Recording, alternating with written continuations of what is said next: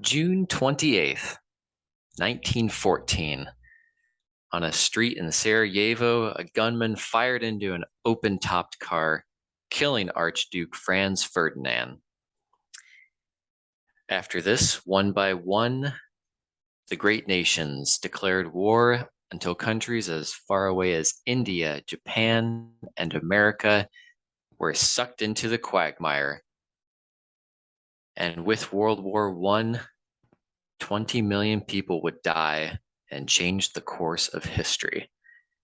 And we are actually in parallel territory right now, because over this weekend, having started on Friday and ending on Tuesday, there are referendums being held in 4 regions of Ukraine to possibly say that they want to separate from Ukraine and join Russia.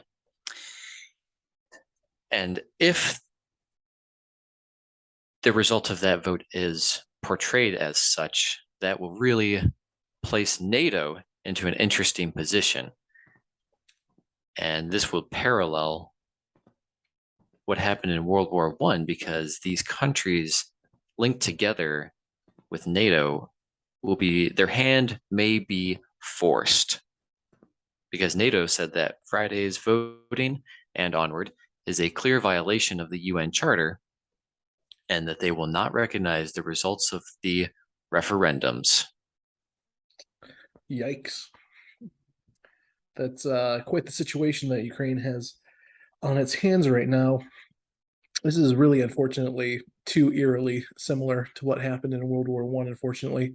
What sort of started out as a small squabble between Austria-Hungary and Serbia soon escalated to the involvement of these multinationals that, as you said, stretched far beyond the locality in which the incident took place. So, one can't help but feel like we're going to have something similar on our hands with this referendum, because you're talking about 2 major groups. I mean, I know Russia right now has more or less like very loose ties to other countries, essentially other players who are not by default in NATO or the UN. But, to reach their own national aims, they're, of course, trying to do everything they can to end this war and just gobble up what they can from Ukrainian soil. But, I can't help but think that this is going to split up Ukraine into different parts. And I'm kind of afraid that this is going to be the new Iron Curtain, more or less. Iron Curtain Part 2, maybe. A Soviet reunion. Oh, geez. A Soviet reunion. Yeah, I'm just afraid of what's going to happen with NATO's reaction to it. Is NATO going to um, jump in on this and start escalating tensions between the rest of the West and Russia?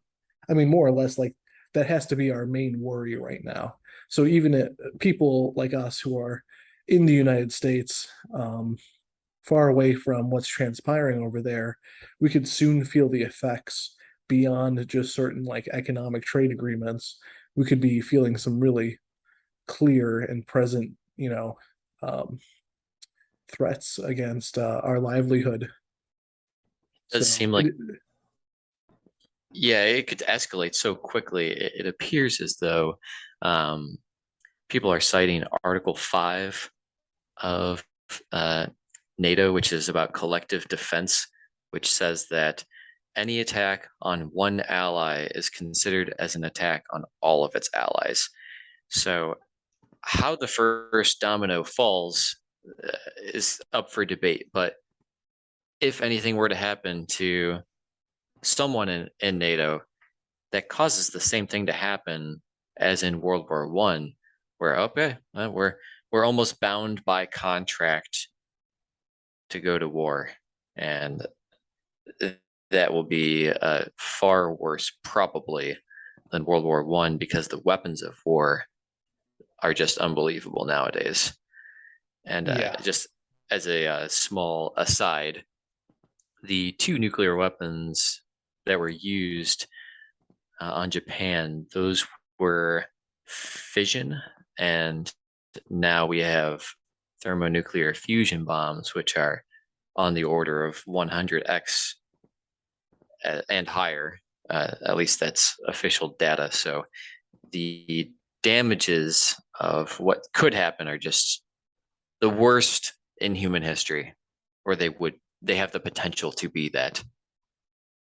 Yeah, yeah, without a doubt. I think this is something that we have to absolutely be concerned about, especially when you consider the new British PM just openly saying that she has no qualms in using nuclear weapons if it would come to it.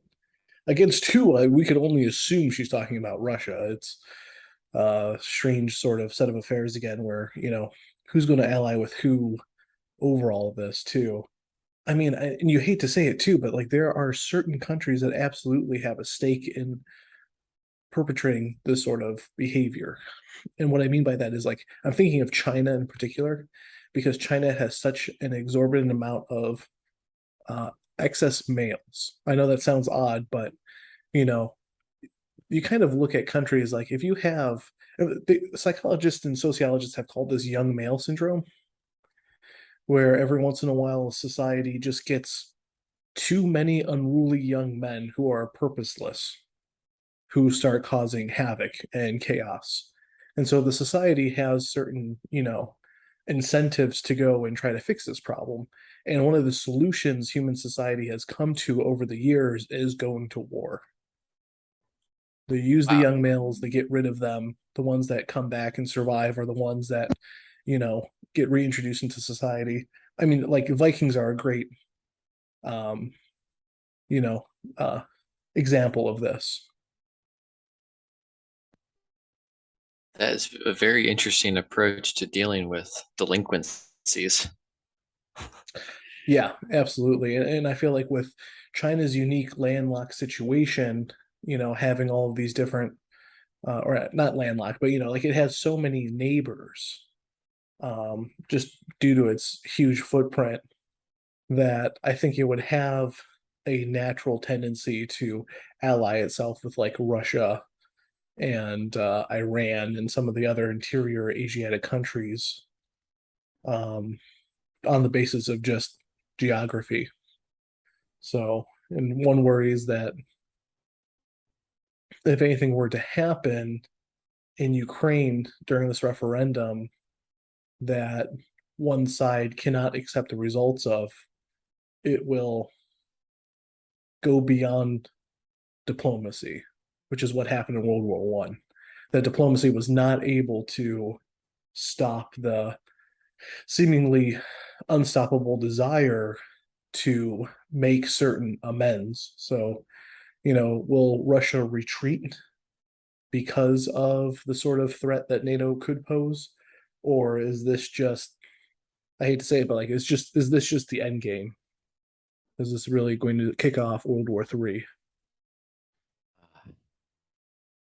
If they're bluffing, they have done a good job of painting the picture that we are at the end game, the 11th hour, or the 1 minute till midnight on the doomsday clock of the world. I don't foresee this happening in the same way that Crimea was annexed, which was also done by referendum vote apparently, but about a decade ago, and it kind of happened, and then most people, most opposing countries in the West just don't recognize it officially, and then life continued. And I don't think that that will be the case because there's so much the optics. No one wants to call it quits. No one can accept defeat. Uh, there are so many different ways that this could go. Like if you have these four referendums, and what if the result is we want to remain part of Ukraine? Does Russia just say, oh, well, we held a vote and looks like the people have spoken, so we're going to go back to our country and just pretend like nothing happened? Or if all these countries say, or all these territories rather, say we are voting to be part of Russia, if we assume that the vote is legitimate, and there's a lot of nuance to that, But then does Ukraine say, well, I guess the people have spoken and now we can't attack this area because it's part of Russia. It's considered part of Russia. And Russia said if that is the case, and then the territory is attacked, that would be equivalent to an attack on Russia, and we will use the entire military, and it will no longer be a special operation. And then they'll be able to use their entire military, so they claim, and then start hitting infrastructure, and it would be far more devastating. And then that would force well, the US for sure, we love giving billions of dollars to them, to Ukraine. So we probably, I just think that it would escalate so quickly and be exactly what you were saying, where uh, things would get ugly quickly and then the dominoes start falling. Right. I mean, I'm hopeful that if we are to believe what's on the news, which most of the time it's very difficult to, especially since it has quite the track record of lying. But if Russia really does seem to be struggling with resources, then I'm hopeful at least that they would be more willing to reach some sort of diplomatic answer sooner. What I'm really worried about is the intentions of NATO. And I know this is kind of seems like an uno reverso for those people out there listening right now, but I'm thinking about where the leverage lies. We're talking about fresh Western countries that are more or less using Ukraine as like a proxy to slow down and kind of also ascertain information about Russia's tactics and current state of the military. I mean, I'm just terrified for the fact that NATO is going to use this opportunity to quell a once and slightly, recessive superpower, which I think Russia is. Russia just it lacks the capital, it lacks the manpower to, I think, be a I wouldn't say like a worthy opponent. That's not at all what I'm trying to think of. I'm trying to think of like they'll just lose. They are unfortunately not at the same fighting level as I would consider the United States or even the rest of Europe supported by the United States. So for me, this is kind of more or less like a fortunate situation of like where is NATO going to rest at all of this? Are they're the biggest bear inside the room? They're the 800-pound gorilla, and I'm just like kind of on eggshells watching where it's going to sit. I agree that I think that Europe plus the US would result in a victory for those countries over Russia. And I think it would also be a Pyrrhic victory. I don't know if I'm pronouncing that word right, but it would be a win that comes with a great cost, the loss of life, because there's not enough time, I don't think, if NATO and with US involvement as well, uh, to take out Russia before they get nukes in the air. Because if your country is about to be destroyed or compromised, I think any country that has nuclear weapons would probably try to use them on the target that's the greatest threat to them. So, and then once they, like, if they're about to be quickly swept out, let's just say over the course of one day, just to make it an absolutely ridiculous assault, but to also prove the point. So somehow Russia does not get word that NATO, including the US, are going to destroy Russia in the next 24 hours.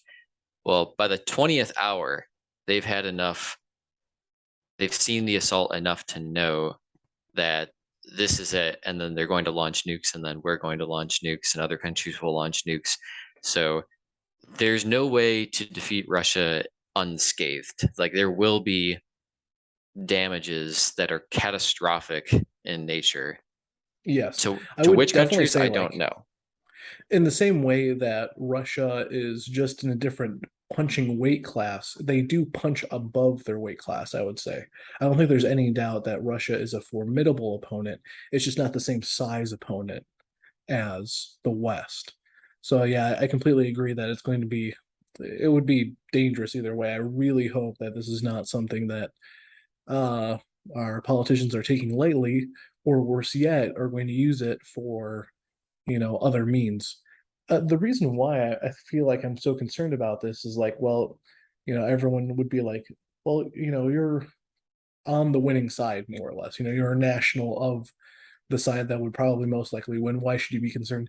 I think everyone should be concerned with how far we've gone in this direction of diplomacy with multinational NGOs in which our representatives are only representatives in a smaller portion in this like collective that we have a lot less influence over. Like I said before, leverage is with this united group. And we can't just assume that that wouldn't have any sort of negative consequences on our society. Um, what I mean by this is like, imagine if civil war would break out in one of the Western countries that is part of this organization. Well, whoever sides with NATO, NATO would have then a interest in destroying whatever rebellion exists within the country. So we're in a really odd state right now where even though we have things like the Geneva Convention and the Geneva Protocols, I'm worried that that doesn't mean anything. There really isn't anything stopped. Like these are just words on paper.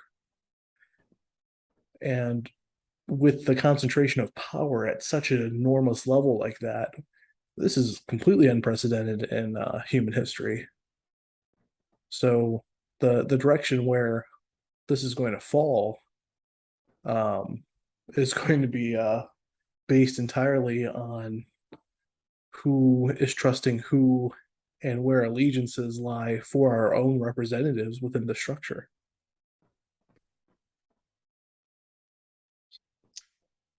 There's a lot to dissect there as we try to trace our footsteps backwards. How did we end up in this situation where there are these very, very powerful countries that are bonded together? And it's almost like there's so much momentum there that it's not to anybody's advantage to go against that tide.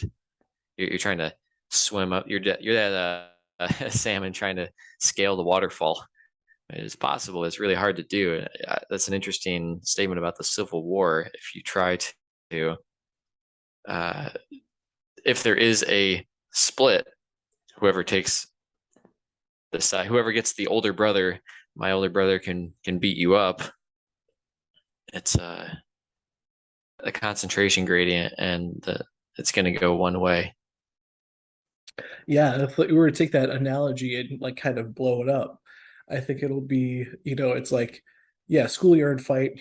My brother's bigger than your brother. It's like, oh yeah, but I belong to a church with this other family whose brother is, top fighter in the UFC. So it's it's like with your own connections, how far and how ridiculous can this sort of play out? But it is very much like that, because even though we are just a single few citizens within a country where our vote almost means nothing as is, it seems like we're at this inescapable amount of power that's concentrating in certain areas of the world that makes me feel that things like it's nice to have allies, but it's also really nice to have fences. And it's really nice to have types of procedures that have consequences. Otherwise, what would happen is that any sort of end result that is disastrous for any of those parties it'll justify any means that they use. This is a very valuable inspection, more so than how people might just talk about who's going to win the next sports ball game. There's a lot of data on both sides and statistics that you could look at and historical figures. But at the end of the day, no one really knows, and the outcome will speak for itself. So this will be interesting after Tuesday, which is the last call type of voting that's supposed to take place at in-person polling locations. And then the results will be disseminated to somebody somewhere, and eventually we'll all hear about it. And that will be interesting as we keep our critical eyes open. A very unique period of history right now. So there are a lot of powerful players, and a lot is on the table, and just anybody could really mess something up. Yeah, and just like that one heroic Soviet from back in the day who was able to uh, not fire the nuclear weapon, Oh, even yeah, after yeah. all of the instruments were telling him so. We can't rely on the like. It's really fortunate, and that man should be valorized, obviously, but you cannot rely on heroics all the time when it comes to these sorts of situations. I think that, again, this has just gone to a broader conversation that we've entered into about why aren't our checks and balances working, and where is power concentrating, and where are we losing it from. It feels like if our politicians are entering into a different type of alliance where they see more in common with their fellow politicians of other countries in these NGOs, um, and not with their own citizens, you know, as citizens, where does that leave us? That leaves us, also underneath the iron grip of whoever these unaccountable individuals are. I'm thinking about a situation in which, like, let's just say that there was a civil war that broke out in the United States, divided along the Mississippi. So it's like East versus West. Uh, Whoever sides with NATO is going to have assistance from the European Union. And that obviously you could see how that could become problematic, where a squabble within a country is more or less a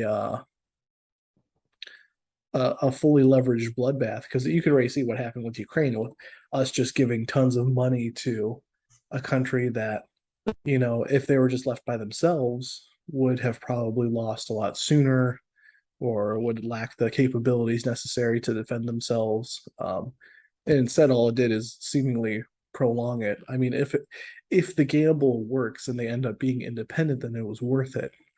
But if they still lose, then one has to question whether or not uh,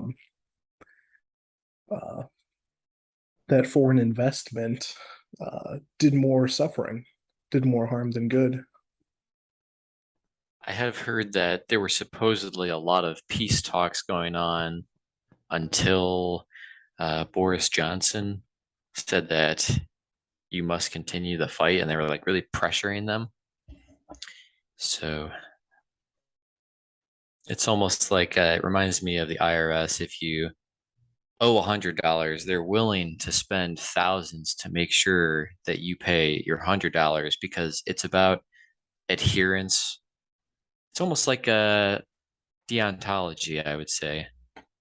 Maybe a bit of a stretch there to make that connection, but uh, the, they can't just make some sort of truce and call it. They say, no, this happened, and we're going to we don't negotiate with terrorists, no Yeah. matter how, like, you have to take that hard line stance. And I don't know if that's necessarily a good thing. No, not at all, because it feels like it's an encroachment of what should be a form of civil penalty into the territory of criminality. Hmm.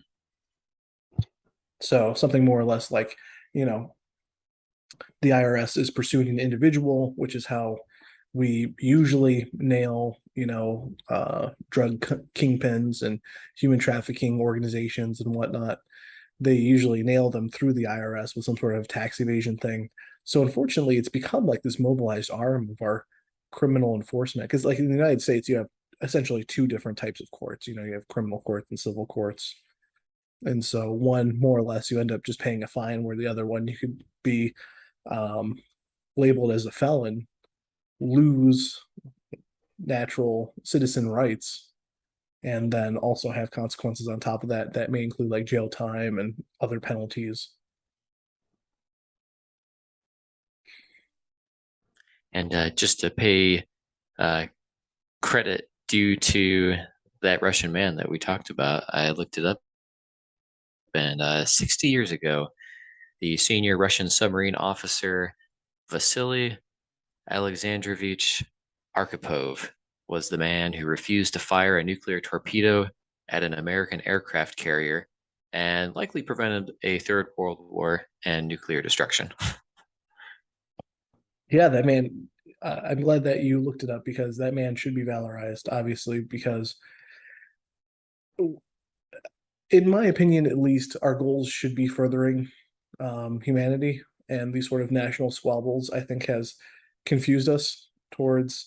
And I'm trying to be like a hippie on this, where we would all sing "Kumbaya" together. I know that's more or less an unrealistic sort of fantasy that we would indulge in, but at the same time, we should have a broader aim towards the advancement of human civilization, which we are all a part of. Absolutely, that is one of the things that I am most passionate about is we have so many amazing, intelligent brains on this planet. If we pooled that collective intelligence together and made a supercomputer of sorts, instead of the trillions that we waste on destroying, if we turn that into a constructive endeavor, I just can't imagine what we would be capable of, how many things we could solve. And there are plenty of problems to solve, everything from cancer to creating enough food for everybody to producing healthier food. Um, all sorts of just whatever makes life suck. Let's fix those problems. And we should be able, like, I don't think that there's really anything that we can't solve except maybe like the end of life itself. But as far as throughout the course of your natural life, any hardship that could be addressed, um, we can work towards that.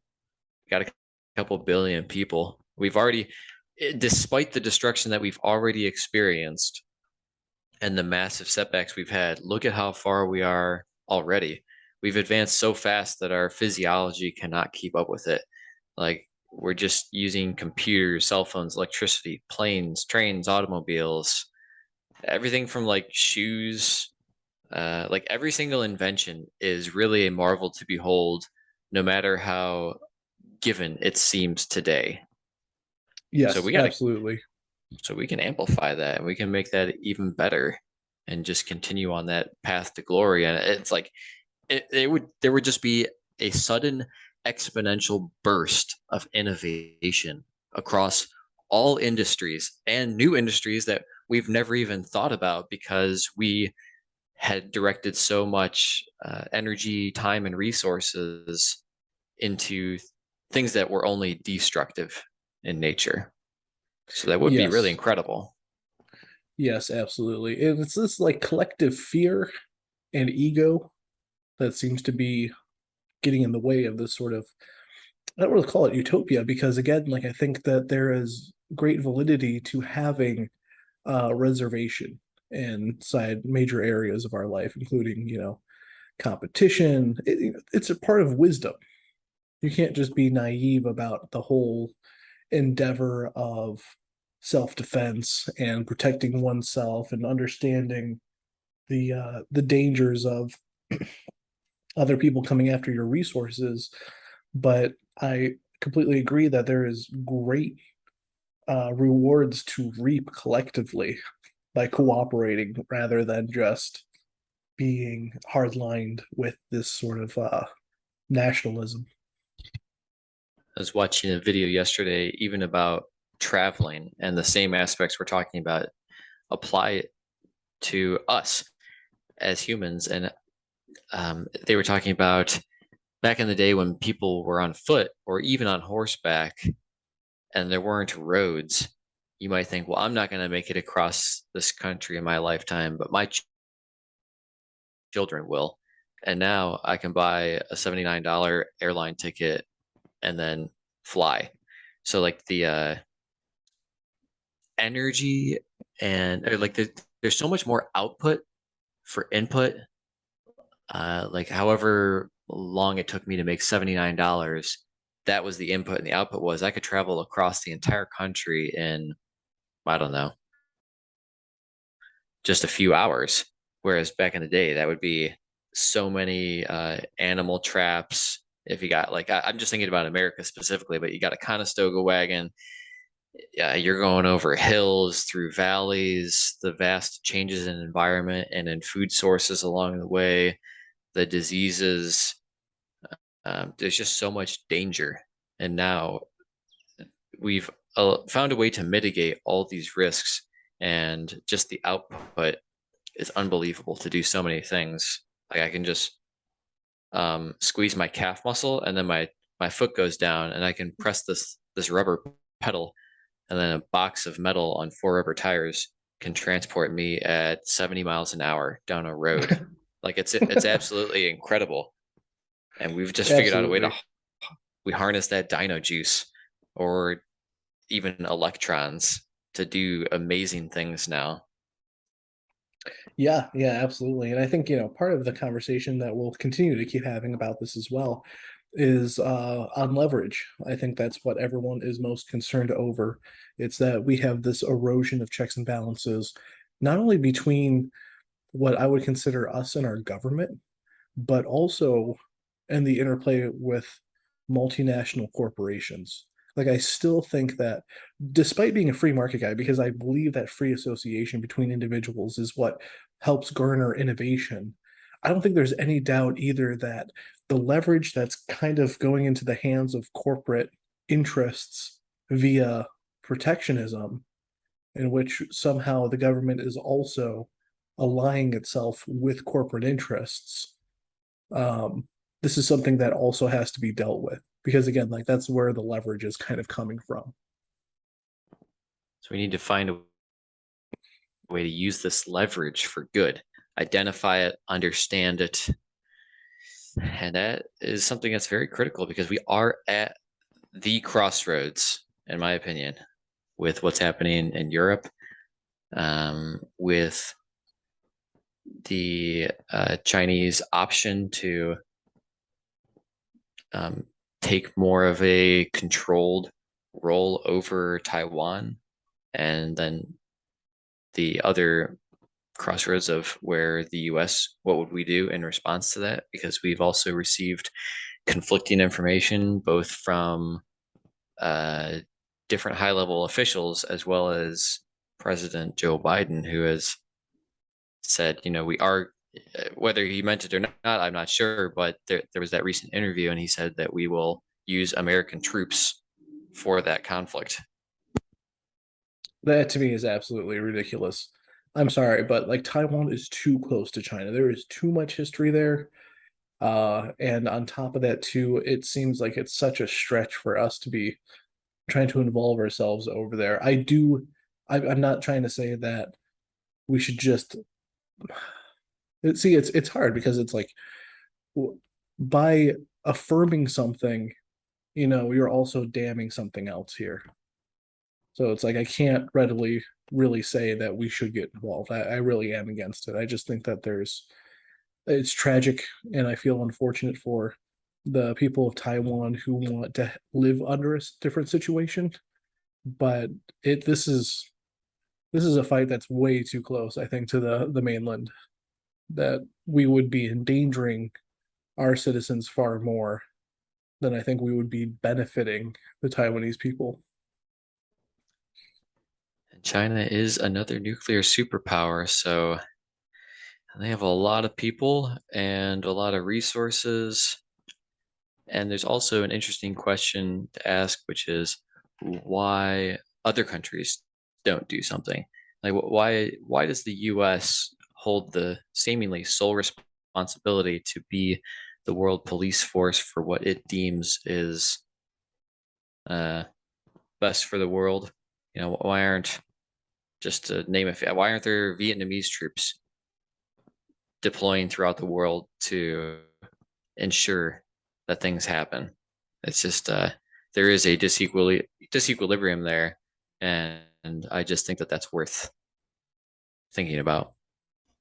Absolutely. Absolutely. So I think to wrap up this episode, just want to reiterate that these sort of multinational treaties um, that we saw as a new development in, intragovernmental conversation, behavior, allyship has resulted in some terrible tragedies through World War One and World War Two.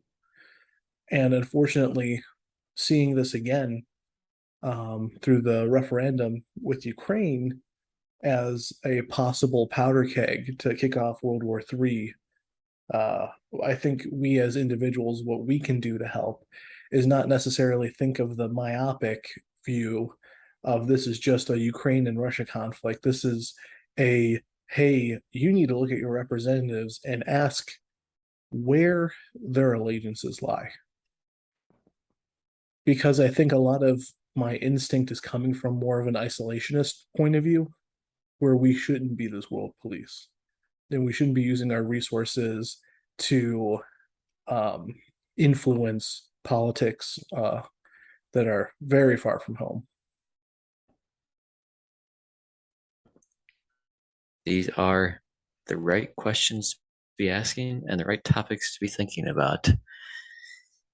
So, with that, we really thank you all for staying with us through this interesting conversation during these tense times. And this week will surely reveal more information and we'll see which path the world wants to go down. Yep. Best luck to us all.